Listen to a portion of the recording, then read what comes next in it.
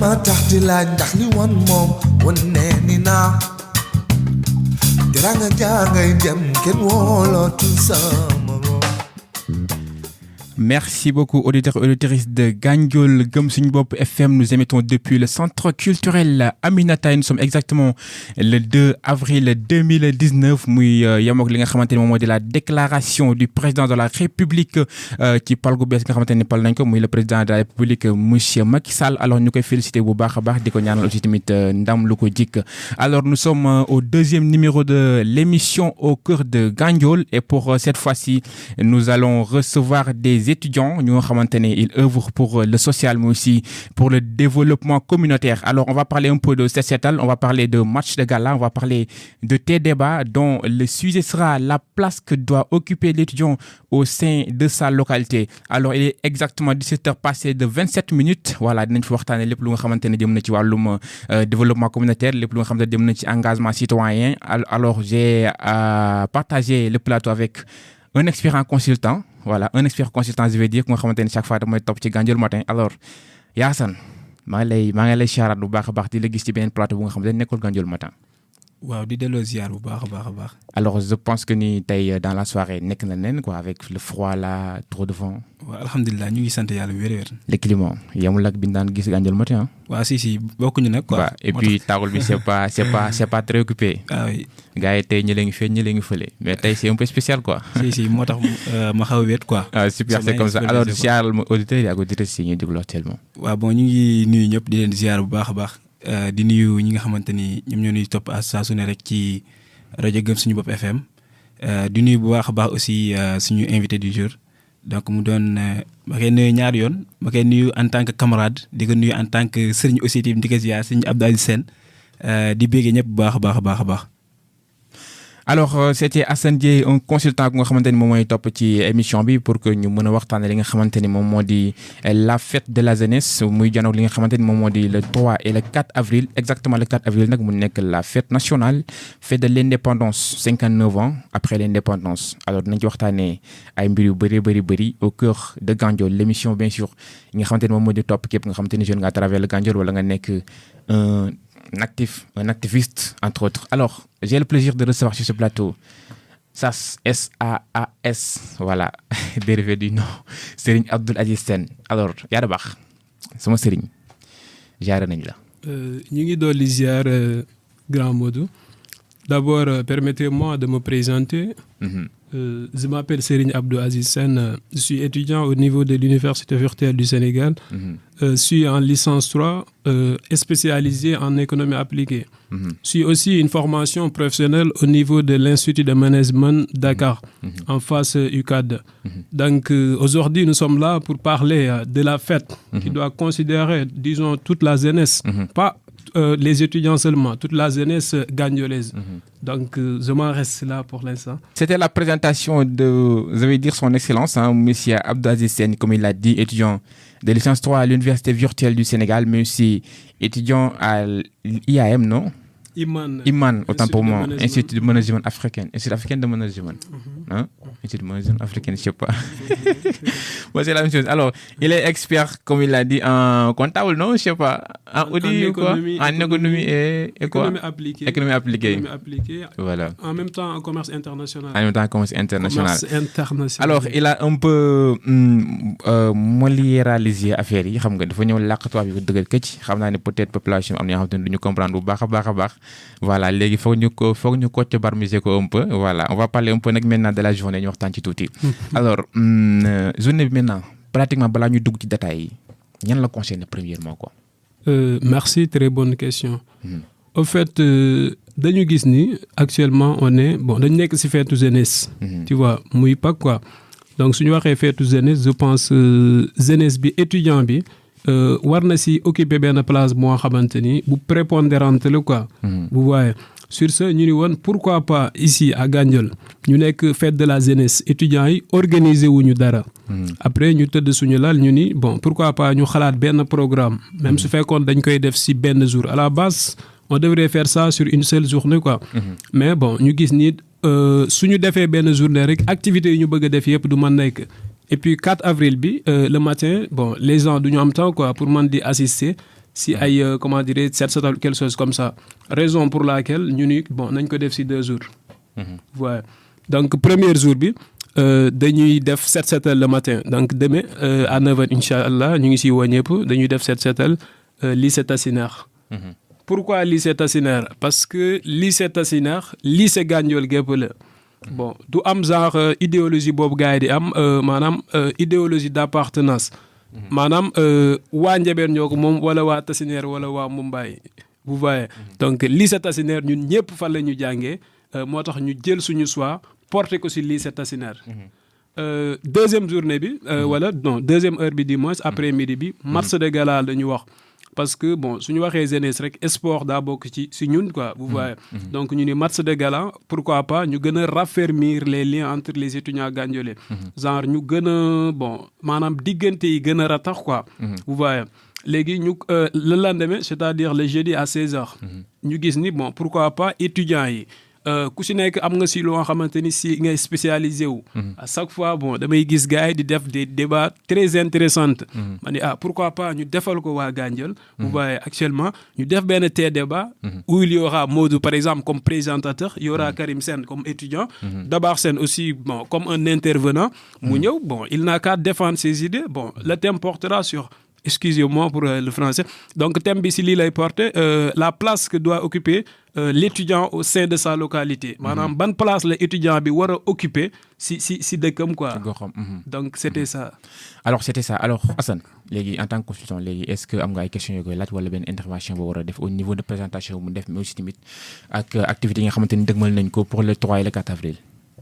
waaw d'abord dama koy remercier ci vraiment initiative bi nga xamante ni jël nañ ko mu nekk benn engagement citoyen bi ñu am parce que c'est pas évident en tant qu'étudiant aussi donc di prôner wala di def ay activités yi nga xamante ni da nga ko jagleel ngir ñi nekk ci seen dëkk donc d'abord dañ leen di saluer ci côté boobu et aussi bon gis ni bon actuellement ci li nga xamante ni moom la nekk di ko œuvrer muy ci côté études yi donc je vois que ni vraiment mën naa ni macha allah da c'est riche aussi donc man question bi nga xamante ni moom laa koy jëkk a posé moom mooy que ni donc dañoo gis ni c'est-à-dire wax na ko déjà ci salutation bi muy nuyoo mu ni fête de la jeunesse n'est-ce pas donc ku wax jeunesse yaakaar naa ni doo wax étudiant rek bàyyiwoo étudiant rek di nga bàyyi di nga wax ñëpp daal ñi nga xamante ni bon sur les étudiants ñoo xamante ni aussi tamit duñu étudiant et ñoom pourquoi aussi donc bu ñu gisee journée yëpp je pense que ni boo xoolee bu baax ça concerne que les étudiants pourquoi aussi tamit ñoom xalaatuñu ni fête boobu nga xamante ni def nañ ko dijee nañ ko à la jeunesse est-ce que c'est pas concerné que les étudiants aussi est-ce que concerné que les étudiants pourquoi xalaatuñu aussi que ni mënoon nañ ci intégrer les élèves wala aussi tamit ñi nga xamante ni bon mën naa ni jànguñu waaye itam ñoom am nañu benn esprit bu nga xamante ni mooy esprit de développement est-ce que ñoom xalaatu nañu woon foofu noonu alors Dabar Sène nga ñëw ci parce que pratiquement bu ñu lire programme bi yaa see setal te je pense que ñi fay daje moom mooy pratiquement la majorité ce sont les étudiants après le match de gala c'est entre étudiants bu ñu demee tamit ci télé débat bi entre étudiants ñoo koy sekk alors ban tontu nga indi ci laaj boobu la Assane la ok je pense que c'est une excellente et une pertinente question pourquoi suñu soit ñu porter que ci étudiants yi c'est parce que bon comme on le dit sooy bay da ngay bay sa wewu tànk quoi vous voyez d'abord su fekkee ñun étudiants yi parce que wax naa ko au début passivité bi nga xamante ni maanaam ñàkk farlu quoi disons je pense que terme bi loolu la en wolof ñàkk farlu bi étudiants yi ñàkk farlu seen localité vous voyez léegi ñu ni pourquoi pas d'abord ñu regrouper étudiants yi ba am regroupement boobu noonu donc juste vous rappeler que c'est la première édition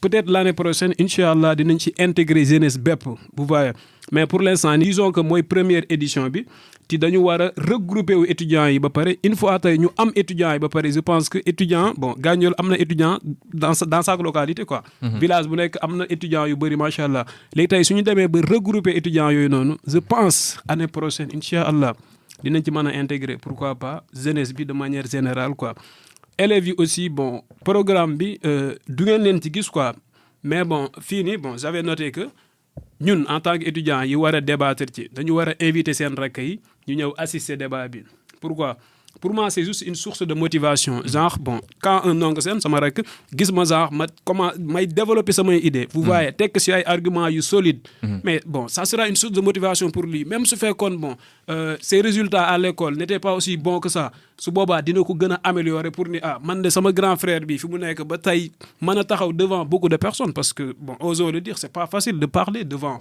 un public disons vous voyez un étudiant bon disons une personne boo xamante ne day taxaw di défendre ay idéem di teg ko genre si ay arguments solides je l'avais dit tout à l'heure su boobaa dina ko gën a motiver à ce que mu comment dirais-je gën a góorgóorlu sa école ba donc élèves yi pour l'instant bon waxuñu jeunesse bépp maanaam ñi nga xamante ni peut-être sax ñu ngi ci dans l'informel mais élèves yi d'abord parce que loolu la quoi da ngay maanaam comme on le dit les oiseaux bon du même tribu bi quoi se collent toujours ensemble quoi vous voyez donc dañuy boole étudiants yi nga xamante ni ñoom actuellement ñoo bokk idéologie ba pare après ñu yaatal ko ci élèves yi wax naa leen que léegi donc di lancer waat appel boobu noonu que képp kuy ñëw rek incha allah mu inviter ñu benn rakam wala benn bon ça dépend ku mu mën a inviter gàllem rek en tant que élève quoi mu ñëw assister fekkee débat bi quoi. C'était la réponse que j'avais à apporter. Alors, alors c'est satisfaisante ou pas la réponse? Alors, tontu na la faram fàcce na ko taj raq yi doom yi yaa ma gën a xam quoi alors. waaw macha allah réponse bi am na solo. Mais est-ce que ñoom aussi tamit waruñu woon xalaat ni mënoon nañu jëkkee si intégrer à la jeunesse avant ñuy am benn avant ñu étudier ñoom étudiants yi kese quoi. Je pense que ni il serait mieux donc pour ngeen intégrer jeunesse bépp avant ngeen dem ci étudiants yi aussi. Et aussi bon maa ngi gis nga wax discussion entre étudiants c'est-à-dire le débat ça fera en tout cas entre étudiants kon ce qui veut dire que ni ku dul étudiant rek ci discussion boobu doo ci bokk. Est-ce que xalaat nga ni yéen bàyyi ngeen ci xel ci côté organisation bi que ni bu ñu waxee étudiant souvent idée di génn donc day am parfois bon kenn ku ne jaayante xam-xam du genre. Est-ce que ñoom bàyyi nañ ci xel ci côté boobu que ni dina am organisation bi nga xamante ni bon dina leen mën a permettre tey li kenn ku ne li nga mën a jël sa morom ba après di nga mën a farlu ci côté li nga mën a def sa dëkk comme ni ngeen ko waxee ci seen thème bi. Est-ce que bàyyi ngeen ci xel ndax entre étudiant bu ñu dajee rek xam-xam day gën waaye xam-xam bu ñu génnee itam bon day def benn moment bi nga xamante ne dañ di raw ci côté débat boobu noonu quoi est-ce que ñu ngi ci bàyyi ci xel. Alors l'organisation. Ok je comprends bon côté organisation bi bon ñu ngi ci avancer lu bari quoi. Mais juste bon du étudiants yi kese genre bon ñooy def débat bi bon c'est débat entre étudiants mais il y aura des autorités qui vont intervenir. Genre la fois passée bi ma la woowee je pense wax naa la ko genre comme Baraka ambassadeur la au niveau de Gandiol su ma quitté fii incha allah après damay dem ci moom pour mu assister kii bi quoi. Il aura à intervenir quoi ci débat bi. Et am na yeneen autorités yoo xamante ni peut-être sax ñu ngi nekk bon pour briguer quoi suñu maire bi peut-être incha allah dinañ leen inviter et ils auront à intervenir. Mais débat bi maanaam ñi koy def li gën a intéressant temps de parole bi gën a bëri étudiants yi ñoo koy def.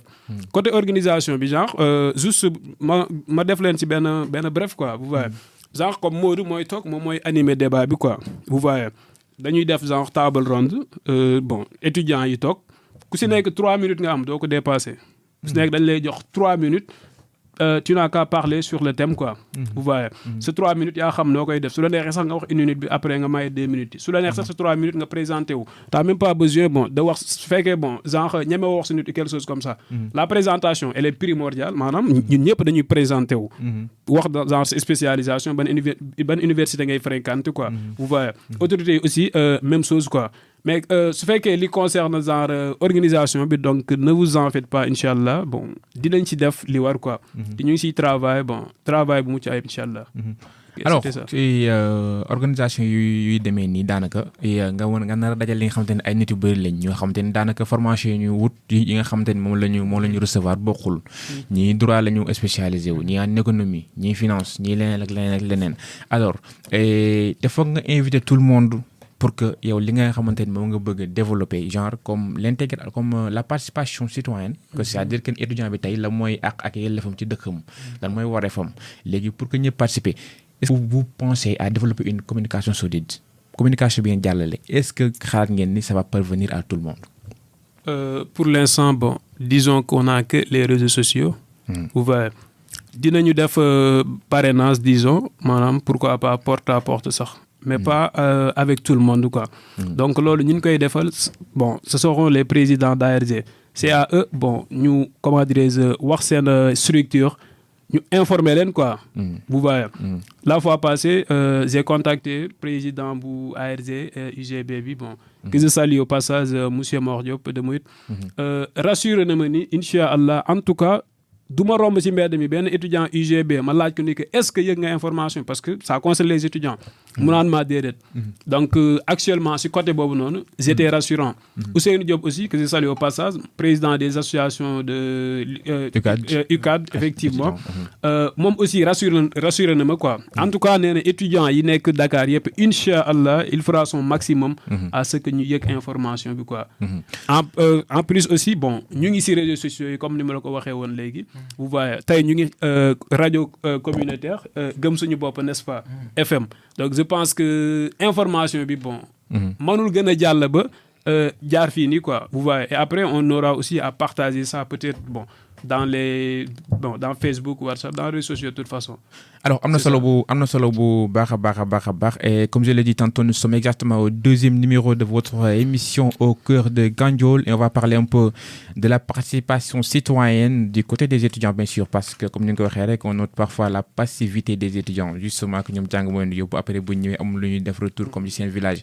Alors il y a une question qui me suscite depuis tout à l'heure est-ce que xalaatoo woon que ni la meilleure chose bi ñu waroon def ma woon que ni faire des sensibilisations sur quoi que y a l'insalubrité au lieu que ñu dem def set wala au lieu que ñu def ce débat c'est juste une question voilà est-ce que xalaata woon que ni waroon nañ mën def sensibilisation au côté de la population pour ce que ñu mën a combattre l'insalubrité parce que boo constaté bu baax ci dans ces temps-ci ci réseaux sociaux yi gis nga li ñuy wax clean up challenge daanaka ñëpp ñu ngi koy def à travers le monde alors la ngeen ci xaar yéen étudiants yi ñu ngi suy bay suñu waar lu bëri bon au passage sax dinaa signaler mooy cercle des étudiants boobu Gandiolé boobu ñu waxoon je pense programme bi ñu bindoon quoi bi nga xamante ni au début moom nañu war a piloter ëppoon na ci doole quoi maanaam côté sensibilisation bi quoi si insalubrité bi nga xamante ni am na au niveau de Gandiol pour l'instant bon c'était ça quoi si côté boobu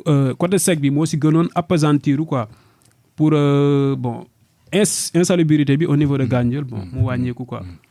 Alors merci beaucoup actuellement est-ce que yéen étudiants yëpp da ngeen regroupé autour d'une même structure wala comme ni nga ko waxee yaa ARG UCAD UGB comme ci comme ça parce que je pense que ni bu dee regroupé autour d'une même structure la communication sera beaucoup plus facile le rassemblement sera beaucoup plus facile et puis tamit je pense que ni communion bi dina am mais tamit entente bi dina am est-ce que vous êtes dans une structure wala pàcc la comme ni nga ko waxee léegi nii effectivement donc dañoo mbëbët quoi on a l'idée vous voyez mais idée bi ba tey ñu ngi nekk di xool faisabilité bi quoi actuellement disons que ay pàcc la quoi il y a bon les étudiants de l'UVS section Gandiol les étudiants de l'UGB les étudiants de l'UCAD et les privés du Sénégal quoi bon peut-être bon d'ici peu incha allah dinañu regrouper aussi benn structure bu nga xamante ni day regrouper tous les étudiants gandiolais parce que bon osons encore le dire c'est pas du tout facile de regrouper des étudiants comme ni nga ko waxee léegi chacun bon c'est spécialisé aussi benn domaine quoi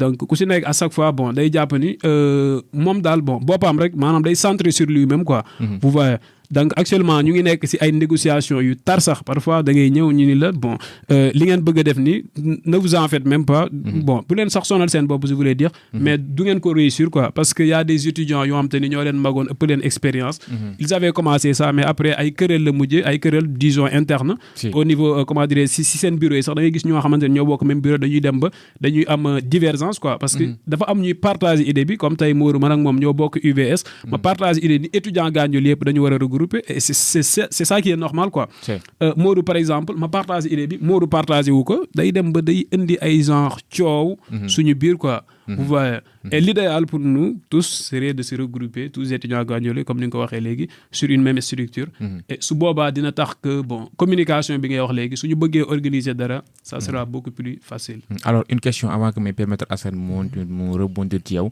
alors vous allez parler de la place que doit occuper l'étudiant au sein de sa localité alors pour yow étudiant est-ce que mën na beneen place wala mën na occuper leneen ci localité am lu weesoo dem jàngi ñëw xam nga tax affaire yi nii gondi jaar ci mbedd bi dem dëkk est-ce que yow xaar ngeen étudiants yi mën nañoo dépasser niveau boobu noonu parce que bon en général loolu la ñu gis. Merci je pense que li ñu doon wax lépp pour man loolu moo si ëpp njëriñ quoi sànq ba léegi maanaam place bi étudiant bi war a occuper si dëkkam quoi comme ni nga ko waxee fii li ñu constaté benn dabar day dem UCAD ou bien UVS jàngi ñëw bon sañse tëdd si këram passivité bi ñu doon wax sànq rek. vous voyez alors que étudiant bi place yi mu mën a occuper si dëkkam dafa bëri ku si nekk am nga loo jàng quoi vous voyez. Ce sont des connaissances yu ñu valider quoi vous voyez connaissances yooyu soo ko ñëwee pour man d'abord da nga ko war a partager au sein par exemple de votre famille ñi nga xamante ni peut-être domaine bi nga jàng c'est intéressant par exemple yaa ngi def droit yaa par exemple votre maman moo xamante ni xamul ay droit wam par exemple xamul lan mooy droit de servitude de passage maanaam tey su fekkee man ak yow ñoo bokk benn immeuble est-ce que am naa droit jaar fii nii quoi même su fekkee ñoo bokk même gàlle bi man ak yow ñoo bokk même kër maanaam fi may yóbbu si place publique bi sa kër laa mën a jaar ça c'est ce qu'on appelle le droit de servitude de passage est-ce que loolu maire bi dina ko xam ak yeneen yooyu yëpp bon genre étudiant bi daf ko war a def au niveau bon de sa famille après ñu yaatal ko quoi parce que on est censé être des futurs cadres de ce pays on est censé être des futurs comment dirais-je futurs leaders on est censé être les futurs dirigeants de ce pays quoi donc si on parle de leaders wala de futurs dirigeants c'est maintenant quoi moment bi nga nekkee étudiant nga koy commencer di wane ni yow de bon am nañu yaakaar ni d'ici peu si on prolonge que bon tu serais quelqu'un quoi par exemple tu serais le ministre de l'économie par exemple ou ministre du commerce ou quelque chose comme ça en tout cas bon tu serais quelqu'un boo xamante ni dinañ la dégg au niveau bon de votre pays quoi ou même en dehors de votre pays quoi au niveau international je voulais dire am na solo bu baax a baax macha allah la réponse a été claire alors Assane da nga am loo koy laajat wala da nga am ay suggestions yoo xam dina nga ciy dolli. waaw d'abord di ko remercier waat bu baax a baax parce que question yi nga xamante ni bon posé nañ ko mën naa ni répondre que d'une manière exacte et bon question bi nga xamante ni moom laa koy posé waat mooy est-ce que du ñoom xaw nañu wàcc tuuti yoon bi. pourquoi ma wax loolu parce que en général da ngay gis ni lu bëri ci localité bi mooy la Gandiol. donc li nga xamante ni ñoom ñoo ko waroon def association yi léegi ñu nekk si dëkk bi ñoom ñoo koy def léegi. pratiquement parce que mën nañ ni ñoom dañu am benn chance mooy lan muy regrouper si localité bu mu ne rek da nga gis élément bi nga xamante ni am na fa muy ci ARG yi. c'est-à-dire moo xam Mumbai la moo xam fu mu mënti doon donc da ngay gis ni ñoom dañ leen dajaloo benn place. est-ce que yaakaar nu ñoom ni doon na xaw a gën a yomb. unité bi am ba pare avant ñuy organiser li nga xamante ni moom mooy seen débat boobu noonu. est-ce que yaakaaroon ni parce que sànq dama dégg ci kàddu mu ni ça ne sera pas facile ñu regrouper tous les étudiants dans une même structure. ce qui veut dire que ni kon donc loolu c'est une loolu problème la n'est-ce pas. donc loolu est-ce que ñoom bon loolu kon dina yomb pour ñu mën a am loolu est-ce que unité boobu noonu war woon jëkk avant ngeen di def li nga xamante ni moom mooy débat boobu ne est-ce que yaakaar nga ni jour débat bu aussi du am benn désordre bi nga xamante ni pour ngeen mën a eggale li nga xamante ni moom ngeen di bëgg ci débat boobu noonu. effectivement donc en passant damay saluer bon association yi nga wax aussi ñi nekk di œuvrer bon pour le développement de Gandiol on peut citer ASAC je pense la fois passée maa ngi gis ñuy def ay set-setal c'est intéressant et je vous félicite et bon courage. maa ngi gis aussi beneen kii je pense jàppal ma jàpp. jant bi aussi. c'est excellent quoi comme ni mu ko waxee étudiants yi je pense. loolu ñun ñoo si waroon jiitu quoi. mais sànq Modou daf ko wax fii nii bon disons que passivité bi ñu doon wax rek étudiant bu si ñëw jënd ay sañseem ay super son tu vois ay disons ay collant am lay sol tëdd gàllem quoi. étudiant yi parfois day ñëw ba ñibbi sax doo xam ni diw mi ngi fi woon. vous voyez moo tax ñu dajale étudiants yi. vous voyez def benn activité. étudiants yi gën a xamante. vous voyez et puis suñu defee débat boobu ba pare man dama jàpp ni bon idée yu bëri dina si génn ba étudiants yi ku si nekk di nga xam sa moroom lan lay peser. ba une fois tey nga eggaat tey bon dinañu comment dirais-je jëlaale si occasion bi le jour ji quoi je veux dire. pour waxaale tuuti si sec quoi. maanaam pourquoi étudiants yi war a regrouper wu. parce que bon si on se rappelle c'était je pense le 20 août 2015 bi ñuy dem fële na le Dakar. waa UCAD bi ñuy def seen cérémonie je pense d'intégration la woon. ñu gisoon fa bon la majeure partie ñi jëloon parole dañ ñi sax même association yi nekk Gandiol c'est trop quoi. te même objectif en général la ñuy am est-ce que mënuñu woon regrouper wu association yi je veux dire si benn structure ñoom. pour maanaam li ñu bëgg a doxal mu gën a yomb si ñoom. vous voyez mais comme ni ñu ko waxee rek Assane c'est pas facile nga regrouper ay étudiants vous voyez ku si nekk day ñëw indi idéologie ku si nekk day ñëw indi idéem quoi vous voyez structure bu si nekk naan bon suis une structure mature vous voyez donc sama gars yi même su ma leen ko waxee balaa ñu koy accepter day yéex quoi. mais franchement on a l'idée de regrouper tous les étudiants dans une même structure pour l'instant bon SEG nañ ko bëggoon tuddee wala fekk fédération des étudiants Gandiolé parce que bon du ñun ñoo ko fi njëkk a def vous voyez maanaam du ñun ñoo njëkk am idée bi am nañu am idée bi sax ba réaliser ko mën nañu citer l'association des étudiants de Diofior ñoom ñëpp dañu regrouper aussi benn structure j'ai des amis là-bas et yeneen ak yeneen su may gis sax parfois quand ils partagent des statuts damay yàkkam di ñun suñu comment dirais-je SEG bi ñuy wax mu comment dirais-je formé wu quoi donc c'est ça xam nga alors na solo aco da nga am loo koy dolliwaat wala waaw si parce que boo déggee ni mu waxee rek di nga xam carrément que ni vraiment unité bi aussi tamit mi ngi ci xel mi également lu mu bëgg la aussi et bon li may koy waxaat mooy poser waat question mooy que ni est-ce que ñoom avant ñuy créer lii itam comme chaque structure chaque section am na dirigeant bi nga xamante ni dirigé nañ ko comme les présidents des ARG est-ce que ñoom avant ñuy organiser li nga xamante ni activités yi soit da ngeen dajale woon ci benn soit groupe WhatsApp comme moyen la bi nga xamante ni peut-être mën naa ni moom mooy gën a facile pour ñu waxtaan ci wala soit si vous avez regroupé dans une même salle pour waxtaan ci li nga xamante ni moom mooy journée yooyu et aussi tamit lan ngeen di xaar ci journée bi nga xamante ni moom ngeen organiser moom muy débat boobu noonu disons que bon fi nga daanelee foofu laa lay njëkk a tontoo genre sensibilisation la pour étudiant bi gën a xam ban place lay occuper au sein de sa localité sensibilisation la su étudiant bi maanaam amatul droit ñëw tëdd këram quoi maanaam jóge Dakar jàngi ba ñëw tëdd gàlleem vous voyez à chaque fois su ñëwee war na mën a xool genre d'abord si këram lan laa fa mën a apporter vous voyez après ñu ñëw si localité bi quoi vous comprenez te issue boobu je pense après mooy pour man suñu génnee si débat boobu rek SEG bi je pense li siy des mu réaliser wu du bëri concernant regrouper aussi benn salle pour mën a organiser affaire bi non c'était pas le cas parce que wax naa la ko léegi ñun étudiants UVS yi bon en passant dañoo waroon organiser suñu cérémonie d'intégration pour bon suñu promotion 6 bi quoi mais dañu xooloon ni temps bi ñu amoon quoi Modou sori woon nañ ci mais temps bi ñu amoon dafa tuuti woon vous voyez en plus aussi ñu amoon problème financier actuellement moment bii nii avril bi ñi si bëri maanaam dañoo occupé quoi vous voyez ce matin rek maa ngi woo comment dirais-je monsieur Mamadou Lamine Diop mais mi ngi naan ma avril bi bon mooy loolu quoi dafa tàng si côté bi quoi vous voyez chaque fois les gens dañ koy solliciter vous voyez donc sur ce daal ñu ni woon bon dañ ko précipité dañu précipiter activités yi quoi mais de toute façon pour moi bon comme j'ai l'habitude de le dire bon c'est même parfois exagéré c'est une défaite quoi ñu wax fête de la jeunesse étudiants organisé wuñu maanaam daje wuñu sax si benn place même su fekkoon benn débat la ñuy def léegi loolu moo ñu motiver quoi à ce que ñu organiser ñu bëgg organiser kii bi quoi moyen bi ñu ko defee je pense mooy moyen bi que ñëpp di defee pour le moment parce que ñun ñëpp regroupé wu suñu même place quoi vous voyez j'étais à Dakar tey si suba laa ñëw à 7h vous voyez donc man ma woon ñëw rek yàkkamte woon affaire bi ñu def que jeudi parce que le 4 yéen seen ay non le 5 seen ay activité la te suñu fa defoon suñu ay activité rek bon genre disons que affaire de tooñ lay doon quoi vous voyez parce que yéen a njëkk a jël date bi moo tax sax suñu cérémonie d'intégration ñu gën ko annuler parce que daf doon coïncider ak waa ASAC bi ñu bëgg a def quoi vous voyez raison pour laquelle ñu ni woon bon nañu jël gars yi PV wax naa la ko léegi j'ai appelé monsieur Mor Diop dinaa fa jaar peut-être su ma paree fii nii Ousseynou Diop aussi même chose à ce que mu jàll information bi et puis ñi ma waroon contacter ñëpp pour ñu jàll information bi aussi je pense jàllal nañ ko donc moyen bi ñu jël je pense réseaux sociaux yi la mais actuellement bon suñu paree fii dañuy def porte à porte mais dirigeants yi rek lañ koy defal quoi am na solo bu baax a baax alors vous rappelez que nous sommes exactement au deuxième numéro de Au cœur de Gandiol et nous allons parler de Set Setal, de match de gala mais aussi de T-débat. Alors pratiquement nous sommes presque à la fin de l'émission parce que nekkul émission mu nga xamante ne day tàllal carrément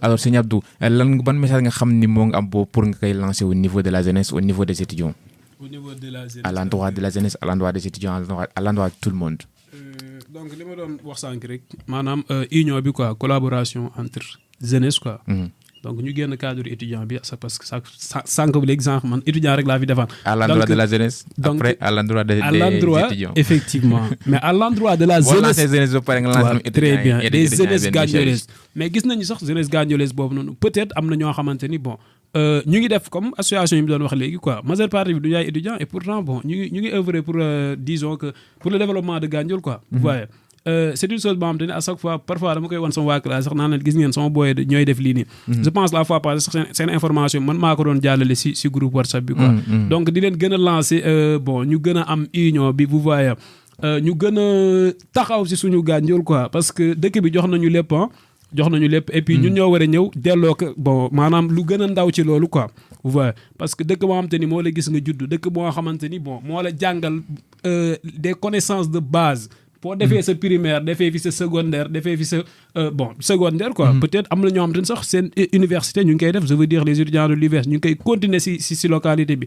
donc loolu li gën a ndaw si li nga ko mën a apporter mooy nga reconnaissant envers cela quoi. donc nañu gën a booloo ñun étudiants Gandiol yi ñun jeunesse gandiolaise.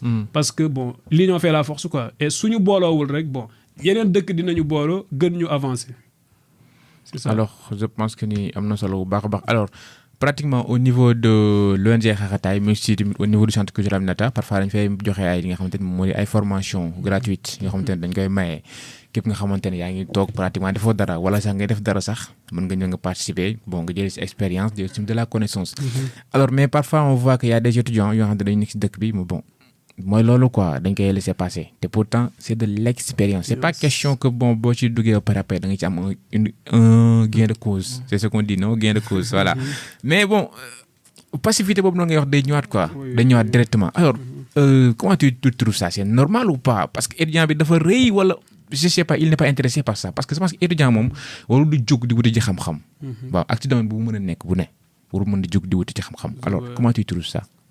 Comme j'ai l'habitude de le dire encore que étudiant Gandiol bi il ne va pas vers l'information mais il attend toujours l'information quoi. maanaam du dem pour wuti information mais day xaar information bi. comme genre rëy bi dinañ ko ci boole. parce que pour moom daal bon fekkoo ko ba fi mu toog. nga ne ko ñun de bon travail lii lañ doon def au niveau de la localité vous voyez. est-ce que di nga mën a ñëw jàpp si. pour moom daal amoo reconnaissance boobu noonu quoi. donc day toog si coin ba yow nga déplacé wu genre benn Assane Dieye ñëw waxtaan ak Dabakh.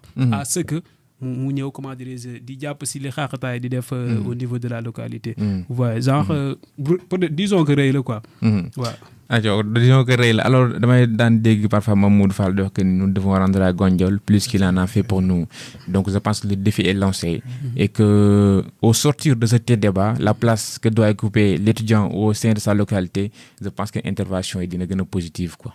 Inch'Allah. Bah en tout cas on est optimiste alors on est à la fin de l'émission mon consultant expert lan ngay tàggatoo gars yi pratiquement parce que affaire bi tàngoon na saa maa ngi koy wax mu naan may affaire bi gaaw a jeex di xanaa affaire dafa mujj neex parce que 15 minutes sax la ñu waxaale woon ndeysaan alors lan ngay tàggatoo gars yi sa kàddu gu mujj. waaw di wax rek ni vraiment ça mon plaisir la woon pour me partager ak yéen ci plateau bi et di exhorter les étudiants.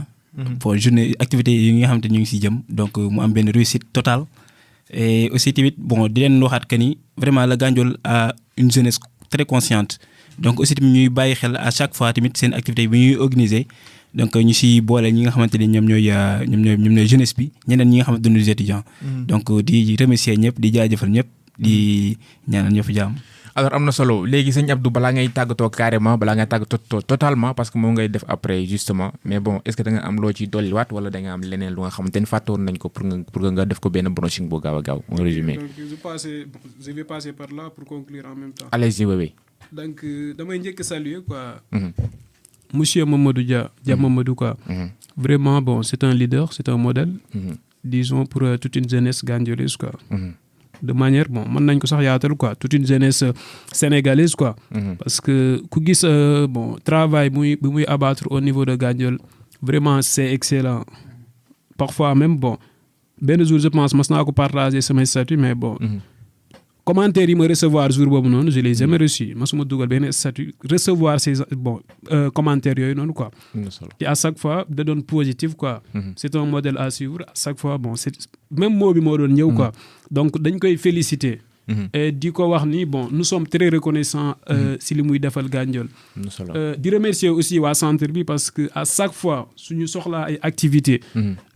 même tey suñu ko yéexoon wax sax ñoom dinañ ñu ko accorder quoi. donc en passant maa ngi nuyu directeur bi monsieur Diop. monsieur Diop Medouna. monsieur Diop Medoune. je pense que c'était ça di woowaat ñëpp si fête de la jeunesse bi. bon toute la population gandiolaise. ñu ñëw assister seen ay étudiants.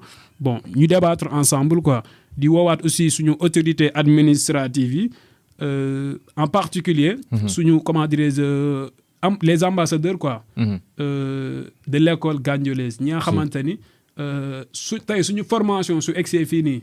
jàpp nañ ci. Bon, j'ai envie de dire Moussa Baraka, je vais encore citer. Moussa Bar, vous voyez, ay Mamadou Lamine Dieng, ay comment dirais-je, Moussa Mbaye. Ak képp koo nga xamante ni localité Gandiol bon moo la tax jug. et boobu ba léegi yaa ngi jàpp si éducation bi pour booy am éducation bu baax te mbasoo si taay yi. donc ñu ngi lay woowaat quoi.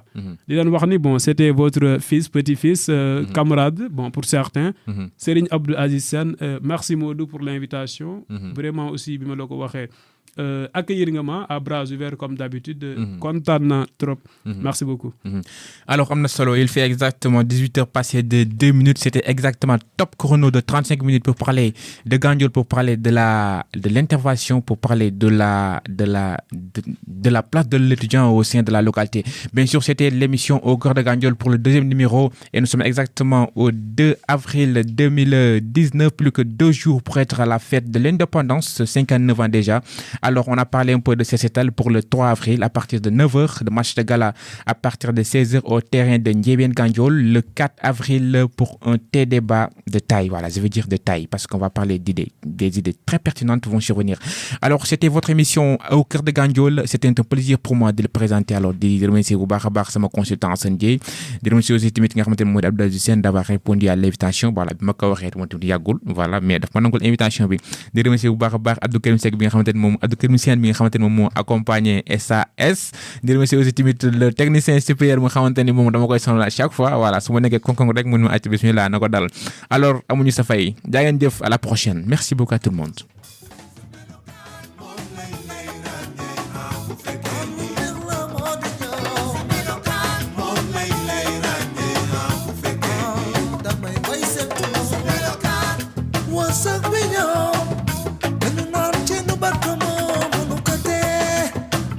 Yàlla mooy def loolu jaam li mu war la